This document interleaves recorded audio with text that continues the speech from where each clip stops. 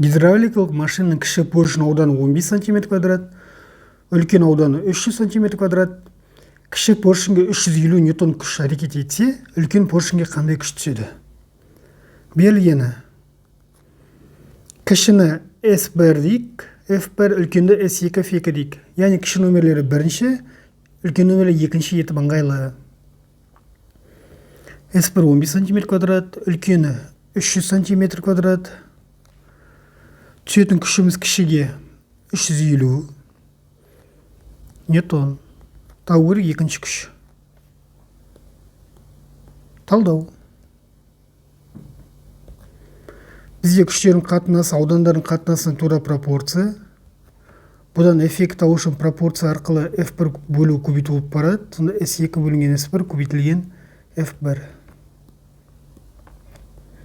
Шешуі.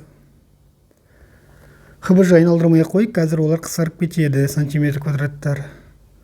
300 сантиметр квадрат, 15 сантиметр квадрат, көбейтілген 350 ньютон.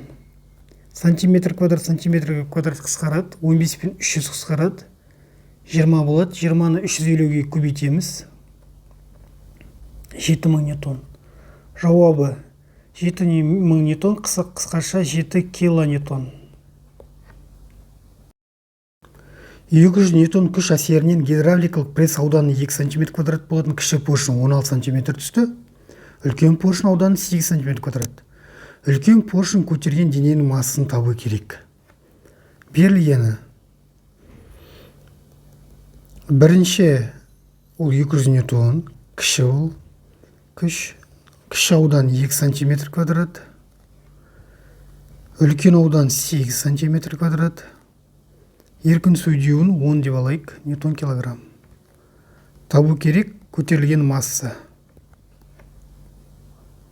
Талдау. F2-ні F1-ге қатынасы ол S2-ні S1-ге қатынасы. F2 деген ол ауырлық күш mg. Сонда бізде mg бөлінген F1, ол S2 бөлінген S1. Бұдан масса табатын болсақ, пропорция арқылы S2, S1, F2 мұнда F1 деген көбейтіледі, G бөліміне көбейтіледі. Форма қорытып шығардық. Шешуі.